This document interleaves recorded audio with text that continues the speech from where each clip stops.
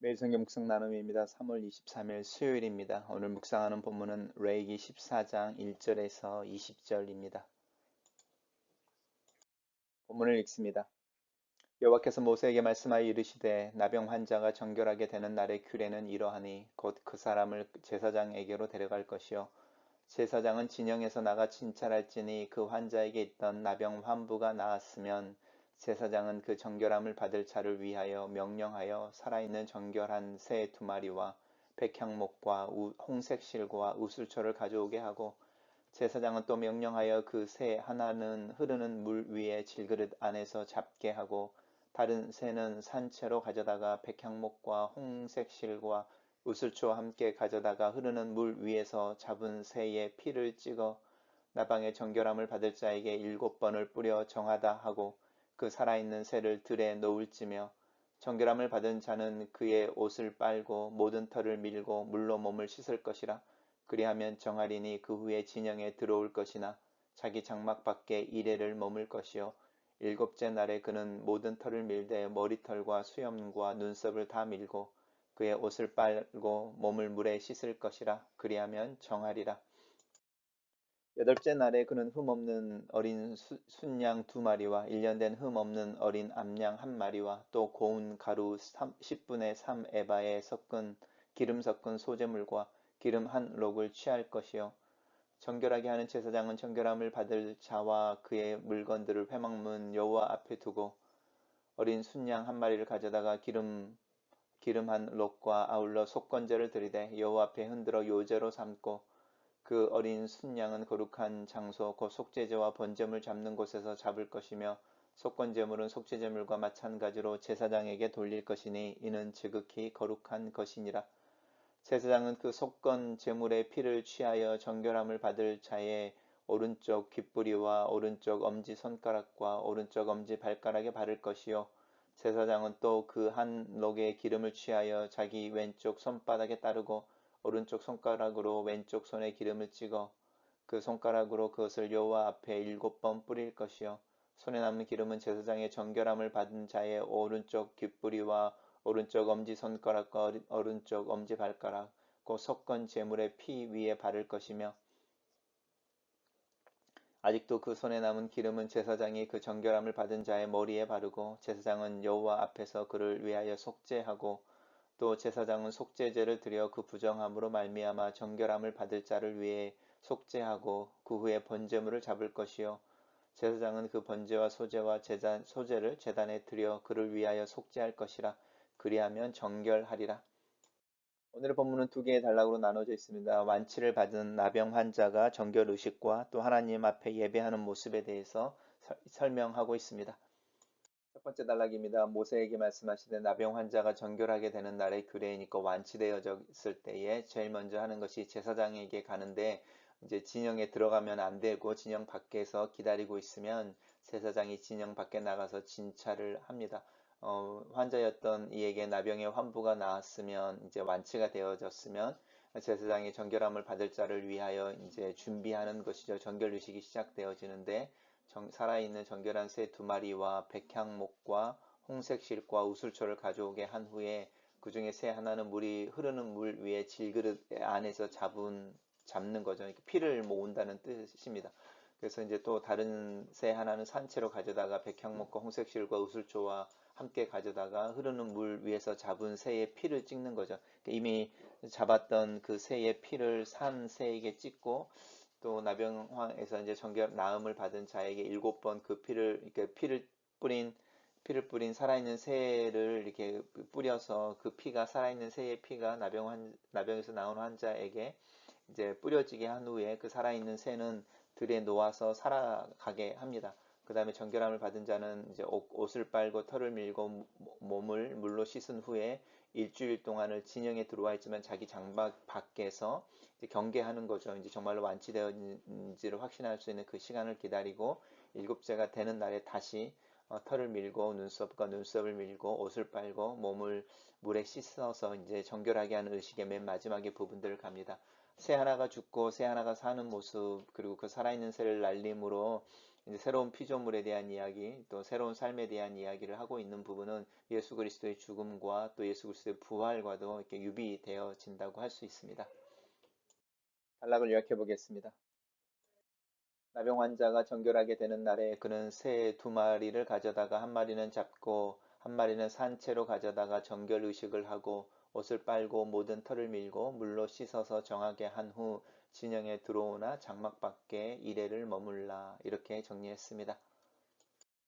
여덟째 날이라고 이야기하고 있습니다. 여덟째 날에 이제 우리 앞에서 봤던 일곱째 날까지 정결 의식이 다 끝나는 것이죠. 새를 잡아서 한 마리는 죽이고 죽은 피를 산 새에게 뿌리고 그 새에 묻어 있는 그 피를 정결함을 받는 자에게 뿌린 후에 새는 살아있는 새는 날려 보내고 그 다음에 이제 그 진영에 들어오지만 자기 장막엔 들어가지 않은 채로 7일을 기다리는데 그리고 이제 7일이 됐을 때에 몸을 씻음으로 이제 정결하게 하는 의식이 끝나는 거죠. 우리가 말하는 이제 7일이 토요일이 되는 거죠. 그리고 안식일이 보통 토요일입니다. 그리고 여덟째 날이니까 사실은 이날이 일요일인 것이고 우리가 주님의 날 예수 그리스도께서 부활하셨다고 하는 날과도 흥미롭게 겹치는 부분이 있습니다. 이날에 이제 제물을 가지고 하는데 어린 순양 두 마리, 어린 암양 한 마리, 그리고 이제 소제라고 하는 가루들을 가지고 가는 거죠. 가루와 이제 기름에 섞은 소제물이라고 하는 그래서 가루를 가지고 예배를 드리러 가는 그리고 이제 기름이라고 하는 부분도 가지고 갑니다. 그러니까 이제 보시면 순양과 암양에서 총 3마리의 소제물까지니까 4개의 예물을 가지고 갑니다. 그래서 소제물에는 가루와 기름이 포함되어 있죠. 그래서 제일 먼저 가서 드리는 제사를 속건제를 드립니다. 그래서 제물과 소제로 가져왔던 이 기름이라고 하는 부분, 기름과 어린 양 한 마리를 가져다가 속건제로 드립니다. 이 속건제라고 하는 것은 우리가 잘 알고 있는 것처럼 제사장들 같은 경우는 성소에서 성물을 깨뜨렸거나 손해를 입혔을 때 또 일반 사람들은 이웃이나 이제 특별히 이웃들에게 어떤 재산상의 피해를 입혔을 때 그것을 보상하고 하나님 앞에서 그것을 회복해내기 위해서 드리는 제사였습니다. 속죄제는 하나님과의 관계 속에서 범한 죄였다면 속건제는 이웃들과 관련되어진 죄라고 할 수 있는데 속건제를 먼저 드립니다. 속건제를 드리는 요소들이 이제 속건제를 드리라고 하는 방법들을 찾아가는데 흥미로운 부분이 있습니다. 그 부분은 이 속건제를 드리는 중에 속건 제물의 피를 가지고 정결함을 받은 자의 오른쪽 귓불이 오른쪽 엄지 손가락, 오른쪽 엄지 발가락에 바른다 이렇게 나오는데 기억나실지 모르겠습니다. 이것은 제사장을 임명할 때 제사장들에게 했던 행위입니다. 그러니까 이 행위를 통해서 이 나병에서 완치를 받은 사람을 거룩하게 하는 것이죠. 제사장들이 하나님을 섬기도록 선택받은 자들로서 하나님 앞에 지극히 거룩하다라는 표현인 것이죠. 그래서 그 표현을 하는 것이고 왜 오른쪽이냐라고 하는 부분은 이제 고대 이스라엘은 이 오른손을 중요하게 여겼으니까요. 그리고 이제 이 오른손이나 오른쪽이라고 하는 부분들이 굉장한 중요한 의미가 있어서 그렇습니다. 그 일들을 하고 또 기름을 취하여 자기 왼쪽 이게 제사장하고는 좀 다르죠. 제사장은 자기 왼쪽 손가락에 따르고 오른쪽 손가락으로는 왼쪽 손가락에 기름을 찍어서 그 손가락을 그것으로 여호와 앞에 7번 뿌린다라고 하는 부분도 굉장히 흥미롭습니다. 그러니까 이제 정결함을 받은 자의 오른 손가락, 오른 발가락에 이렇게 피를 바르는 부분이고요. 그 다음에 이제 제사장은 이제 그 제사 드리는 자가 가져왔던 기름을 가지고 자기의 손에 부는데 이제 왼쪽에다가 이것들 하는 것을 통해서 하나님 앞에 제사를 드리고 있습니다.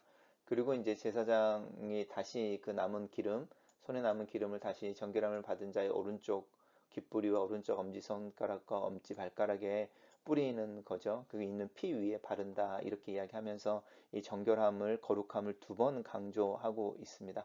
하나님께서 그렇게 이 그동안의 고통 또 고립 외로움 그 인생 삶의 힘들었을 그 사람을 정말 일상을 회복시켜 줄 때 제일 먼저 회복시키는 것이 하나님 앞에서의 어떤 거룩함의 회복이라고 할 수 있습니다. 그리고 나서 이제 속죄제를 드립니다. 속죄제를 드리고 그리고 이제 정결함을 받은 자를 위해서 속죄하고 번제물을 잡고 그 다음에 이제 이 번제와 소제를 하나님 앞에 드리는 거죠. 이거는 헌신을 의미하는 것이죠. 그러니까 제일 먼저 이웃이나 자기 자신의 이 피해에 대한 제사를 하나님에게 제사를 드리고 또 이 사람의 거룩함이 회복되어지고 그리고 이제 하나님과의 관계 속에서 속죄제를 드리고 이제 그리고 이제 마지막으로 헌신에 대한 번제와 소제를 드리면서 이 사람의 이제 일상으로 돌아오는 마지막 단계의 예배의 모습인데 굉장히 흥미롭게 보입니다. 단락을 요약해 보겠습니다. 여덟째 날에 흠없는 어린 순양 두 마리와 일년된 흠없는 어린 암양 한 마리와 고운 가루와 기름을 가지고 가 속건제와 속죄제와 번제를 드리라 이렇게 요약했습니다. 첫 번째 묵상 나눔입니다. 정결 의식을 찾아 살펴본다. 정결한 새의 피를 물에 담고 피를 상징하는 붉은색의 백향목과 홍색 실에 담근 후에 우슬초를 사용하여 환자에게 7번 뿌려 정결하게 한다. 두 마리의 새 중에 다른 한 마리는 나병에서 나음을 받은 자의 부정을 짊어지고 산채로 날려진다. 공식적으로 고립과 격리의 해제, 자유와 일상의 회복의 선언이다. 예수 그리스도 안에서 내가 죄를 용서받고 그리스도의 죽음을 통해 그리고 부활을 통해 나는 세상을 향해 새롭게 날아가며 일상의 삶들을 살아낼 힘을 얻는다. 그리스도 예수 안에서 나는 이전 것은 지나갔으며 새로운 피조물이 되었다. 이것이 은혜이며 자유이다.